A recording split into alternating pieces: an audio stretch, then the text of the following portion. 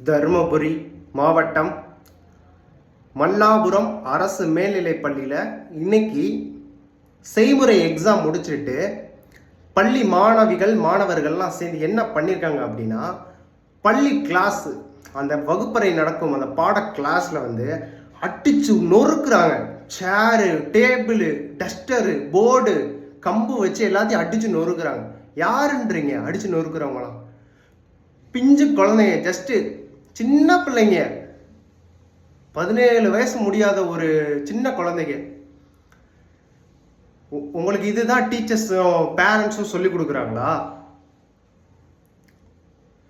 கோபம் ரொம்ப வந்துச்சு அப்படின்னா உங்க வீட்டில் போய் அடிச்சு நொறுக்குங்களேன். பொது சொத்தை சேதப்படுத்தணும்னு யாராச்சும் சொல்லியிருக்காங்களா? இதுதான் உங்களோட கல்வி முறையா?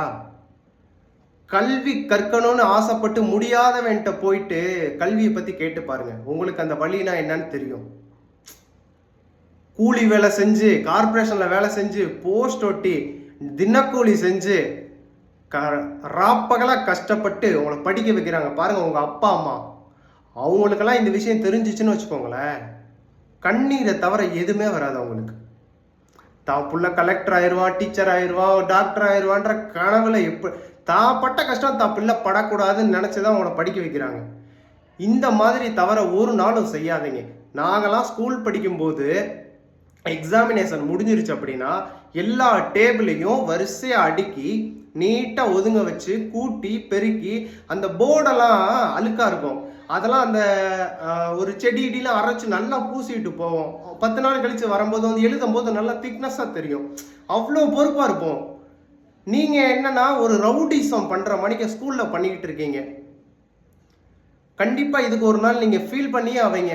தான் பண்ணது ரவுடிசம் நினச்சி பண்ணுறீங்க, அது ஒரு சந்தோஷம் கிடையாது. அதை நினச்சி ஒரு நாள் நீங்கள் கண்டிப்பாக ஃபீல் பண்ணியே ஆவீங்க. ரொம்ப சின்ன பிள்ளைங்களா இருக்கீங்க, இதில் ஸ்கூல் ஸ்டூடெண்ட்ஸ் வேறு. நீங்கள் உங்களை என்ன சொல்கிறதுன்னு தெரியல. தயவு செஞ்சு இனி வரும் காலங்களில் இது போல் தப்பை யாருமே செய்யாதீங்க. படிக்க முடியாதவங்க கிட்ட போயிட்டு கல்வியை பற்றி கேளுங்க, கண் கலங்கிடுவாங்க. நான் படிக்க முடியலையே அப்படின்னு. அப்போ தான் அதோட வலியும் வேதனையும் உங்களுக்கு கண்டிப்பாக புரியும். இந்த தவறை இனிமேலும் செய்யாதீங்க செய்யாதீங்க செய்யாதீங்க. படித்து நல்ல நிலைமைக்கு வாங்க. நீங்கள் ஒருத்தவங்களுக்கு முன்னுதாரணமாக மட்டும்தான் இருக்கணுமே தவிர இந்த மாதிரி ரவுடியாவோ பொறுக்கியாவோ இருக்கவே கூடாது. ப்ளீஸ், ஒரு அண்ணனாக சொல்கிறேன், புரிஞ்சுக்கோங்க. உங்களை திட்டுறது கூட எனக்கு மனசு வரல, ஜஸ்ட் என்னோட ஆதங்கத்தை தான் நான் வெளிப்படுத்துகிறேன்.